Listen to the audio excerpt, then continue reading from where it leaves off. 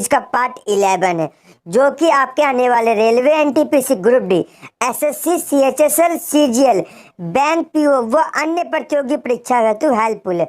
दोस्तों, यह क्वेश्चन विभिन्न प्रतियोगी परीक्षाओं में बार बार पूछे जाते हैं तथा बार बार रिपीट होते हैं, इसलिए पूरा वीडियो ध्यान से देखिए। आइए स्टार्ट करते हैं।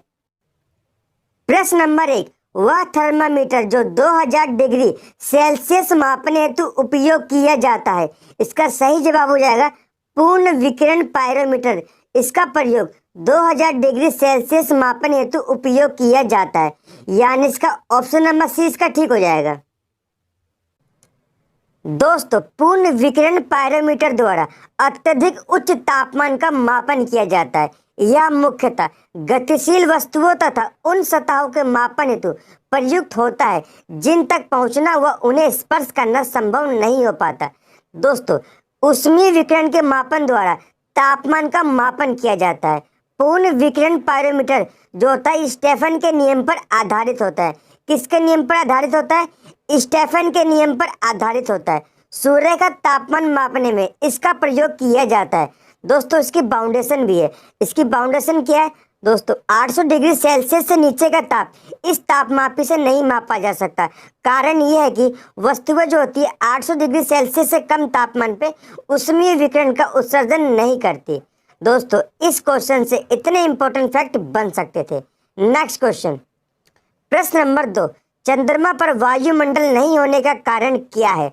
दोस्तों, चंद्रमा पर वायुमंडल नहीं होने का कारण है गैस अणुओं का पलायन वेग उनके वर्ग माध्य मूल वेग से कम होता है, इसलिए चंद्रमा पर वायुमंडल नहीं पाया जाता।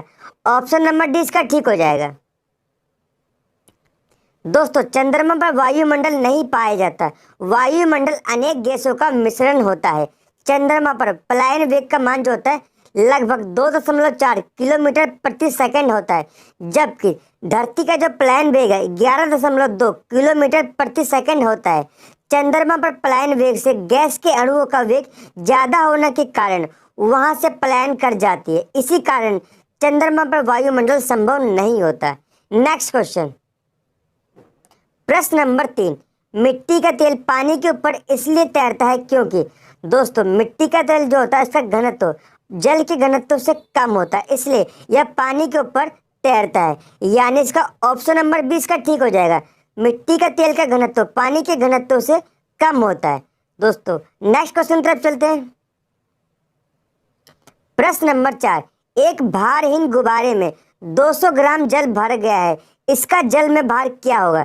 दोस्तों, एक भारहीन गुब्बारे में अगर 200 ग्राम जल भरा गया है तो इसका जल में क्या भार होगा? इसका जल में भार होगा 0, यानी इसका ऑप्शन नंबर डी इसका ठीक हो जाएगा। आइए दोस्तों, इस क्वेश्चन से रिलेटेड इंपॉर्टेंट फैक्ट डिटेल में जानते हैं। दोस्तों, जब कोई वस्तु जल में आंशिक या पूर्ण रूप से डुबोई जाती है तब उसके भार में कमी आ जाती है। यह आभासी कमी उसके द्वारा हटाए गए द्रव के भार के बराबर होती है। दोस्तों, इसका फॉर्मूला क्या है? जल में गुब्बारे का भार क्या होगा? उसका टोटल भार और माइनस उत्प्लावन बल इज इक्वल टू 0 हो जाएगा। दोस्तों, यानी जल में गुब्बारे का भार 0 हो जाएगा। नेक्स्ट क्वेश्चन, प्रश्न नंबर 5, एम कक्षा में शामिल हो सकने वाले इलेक्ट्रॉन की अधिकतम संख्या कितनी हो सकती है? दोस्तों, एम कक्षा में शामिल होने वाले इलेक्ट्रॉन की जो अधिकतम संख्या है वो 18 हो सकती है, यानी इसका ऑप्शन नंबर 20 का ठीक हो जाएगा। नेक्स्ट क्वेश्चन, प्रश्न नंबर 6, बादलों के वायुमंडल में तैरने का कारण है उनका कम। दोस्तों, बादलों का वायुमंडल में तैरने का जो मुख्य कारण है उनका कम घनत्व, यानी इनका डेंसिटी बहुत कम होती है, इसलिए बादल जो होते हैं वायुमंडल में तैरते हैं। ऑप्शन नंबर सी इसका ठीक हो जाएगा। आइए दोस्तों, इस क्वेश्चन से रिलेटेड इंपॉर्टेंट फैक्ट डिटेल में जानते हैं। वायुमंडल में उपस्थित जल वाष्प गर्मी पाकर गर्म हो जाता है, जिससे यह जल वाष्प का घनत्व घट जाता है। घनत्व घटने के कारण जल वाष्प हल्का होकर ऊपर उठने लगता है। वायुमंडल के ऊपरी भाग में दाब व कम ताप होने के कारण यह जल वाष्प फैलने लगता है और पानी की छोटी छोटी बूंदों में परिवर्तित होकर यह तैरने लगता है। इसी को बादल या क्लाउड्स कहते हैं। दोस्तों, इस क्वेश्चन से इतने इंपॉर्टेंट फैक्ट बन सकते हैं। प्रश्न नंबर 7, मानव शरीर में तांबे की अधिकता से कौन सा रोग होता है? दोस्तों, मोस्ट इंपॉर्टेंट क्वेश्चन है। मानव के शरीर में तांबे की अधिकता से रोग होता है विल्सन, यानी इसका ऑप्शन नंबर सी इसका ठीक हो जाएगा। दोस्तों विल्सन जो रोग होता है मनुष्य के शरीर में तांबे की अधिकता के कारण हो जाता है। नेक्स्ट क्वेश्चन, प्रश्न नंबर 8, शरीर में आयरन की अधिकता से कौन सा रोग हो जाता है? तो दोस्तों शरीर में आयरन की अधिकता से लोहमयता रोग हो जाता है, यानी इसका ऑप्शन नंबर 20 का ठीक हो जाएगा। दोस्तों शरीर में लोहे की कमी से एनीमिया रोग हो जाता है, आप सभी को पता है। परंतु दोस्तों शरीर में लोहे की अधिकता से कौन सा रोग हो जाता है? तो दोस्तों शरीर में लोहे की अधिकता से सिडरोसिस यानी लोहमयता रोग हो जाता है। यह रोग अफ्रीका के आदिवासियों में पाया जाता है। इसके पीछे कारण है दोस्तों लोहे के बर्तन में बियर के सेवन से यह रोग हो जाता है। नेक्स्ट क्वेश्चन, प्रश्न नंबर 9, निम्नलिखित में से फूल्स गोल्ड यानी मूर्खों का सोना किसे कहा जाता है? तो दोस्तों आयरन पाइराइट को मूर्खों का सोना कहा जाता है। ऑप्शन नंबर सी इसका ठीक हो जाएगा। दोस्तों fool's gold also known as iron pyrite, दोस्तों जो फूल्स गोल्ड होता है यानी मूर्खों का सोना होता है आयरन पाइराइट को कहा जाता है।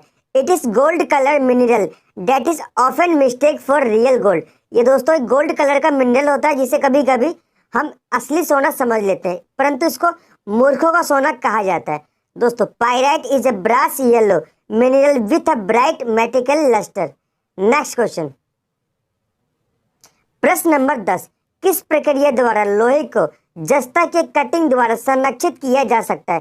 तो दोस्तों गैल्वेनाइजेशन प्रक्रिया द्वारा लोहे को जस्ता के कटिंग द्वारा संरक्षित किया जा सकता है, यानी इसका ऑप्शन नंबर सी इसका ठीक हो जाएगा।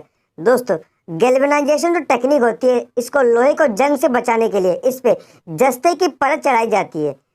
नेक्स्ट क्वेश्चन,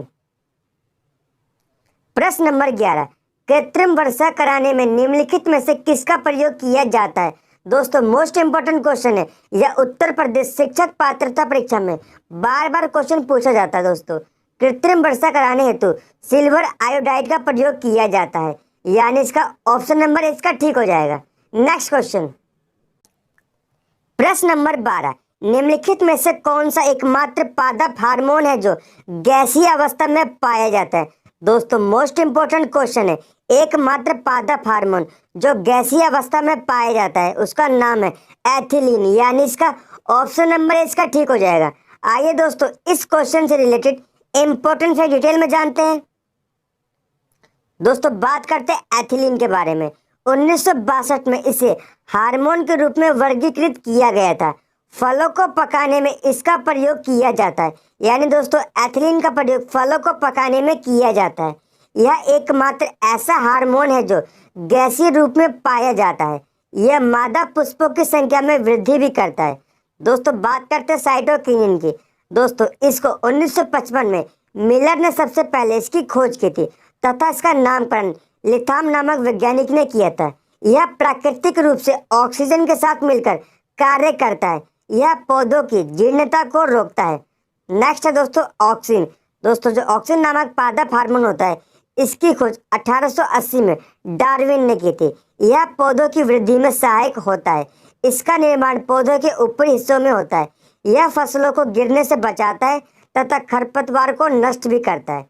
दोस्तों इस क्वेश्चन से इतने इंपॉर्टेंट फैक्ट बन सकते हैं। नेक्स्ट दोस्तों प्रश्न नंबर 13, निम्नलिखित में से सबसे हल्की धातु कौन सी है? तो दोस्तों इसका सही जवाब हो जाएगा सबसे हल्की धातु है लिथियम, यानी इसका ऑप्शन नंबर 20 का ठीक हो जाएगा। दोस्तों लिथियम सबसे हल्की धातु होती है। यह प्रकृति का सबसे कम घनत्व वाला ठोस पदार्थ होता है। रासायनिक रूप से यह क्षार धातु समूह का सदस्य होता है। हवा में खुला रखने पर यह ऑक्सीजन से अभिक्रिया करने लगता है तथा तुरंत आग पकड़ लेता है। इस कारण से इसे तेल में डुबोकर रखा जाता है। दोस्तों 1817 में इसकी खोज की गई थी। इसका जो एटॉमिक नंबर होता है परमाणु संख्या इसका 3 होता है। दोस्तों इस क्वेश्चन से इतने इंपॉर्टेंट फैक्ट बन सकते थे। प्रश्न नंबर 14, आतिशबाजी के दौरान हरा रंग किसकी उपस्थिति से उत्पन्न होता है? इसका सही जवाब हो जाएगा बोरियम की उपस्थिति से हरा रंग उत्पन्न होता है, यानी इसका ऑप्शन नंबर इसका ठीक हो जाएगा। दोस्तों ये क्वेश्चन बन जाता है कि आतिशबाजी के दौरान जो लाल चटक रंग किसकी उपस्थिति से उत्पन्न होता है? तो आप बताएंगे स्ट्रांसियम के कारण आतिशबाजी के दौरान लाल चटक रंग उत्पन्न होता है। नेक्स्ट क्वेश्चन, प्रश्न नंबर 15, 1 ग्राम वसा से कितनी कैलोरी ऊर्जा प्राप्त होती है? तो दोस्तों 1 ग्राम वसा से 9.3 किलो कैलोरी ऊर्जा जो होती है उत्पन्न होती है, यानी इसका ऑप्शन नंबर सी इसका ठीक हो जाएगा। दोस्तों वसा यानी फैट्स, ये ग्लिसरॉल तथा वसीय अम्ल का एक एस्टर होता है। वसा दो प्रकार की होती है, संतृप्त व असंतृप्त। दोस्तों शरीर में वसा का संश्लेषण माइटोकॉन्ड्रिया में होता है। कहाँ होता है? माइटोकॉन्ड्रिया में वसा का संश्लेषण होता है। 1 ग्राम वसा से 9.3 किलो कैलोरी ऊर्जा प्राप्त होती है। नेक्स्ट क्वेश्चन, प्रश्न नंबर 16, ओजोन के एक अणु में कितने परमाणु होते हैं? तो दोस्तों ओजोन के एक अणु में 3 परमाणु होते हैं, यानी इसका ऑप्शन नंबर इसका ठीक हो जाएगा। दोस्तों जो ओजोन गैस होती है इसे O3 के रूप में डिनोट किया जाता है। दोस्तों O3 जो होती है ओजोन गैस, ये वायुमंडल में समताप मंडल में पाई जाती है।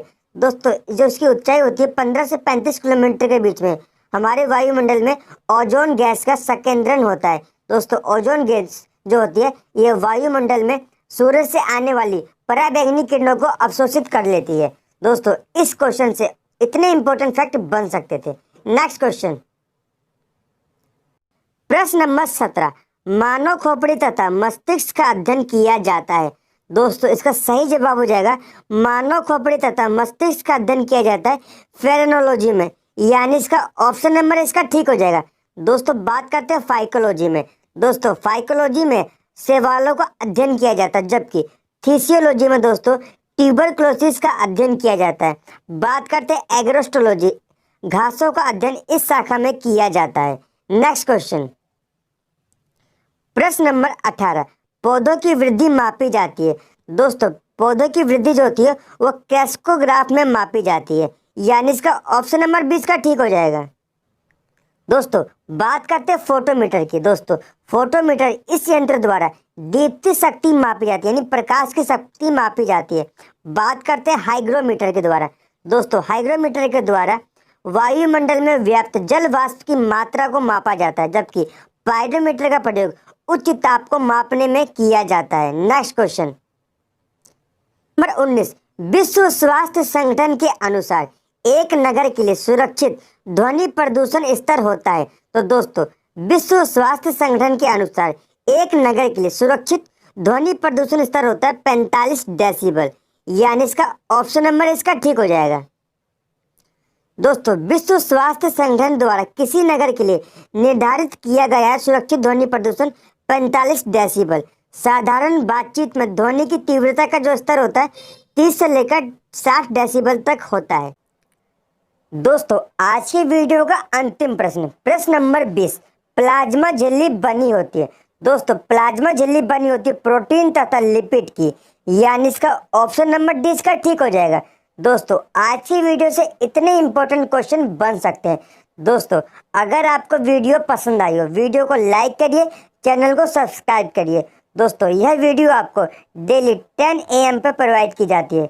दोस्तों अगर आपको वीडियो पसंद आती है तो कमेंट जरूर करें दोस्तों।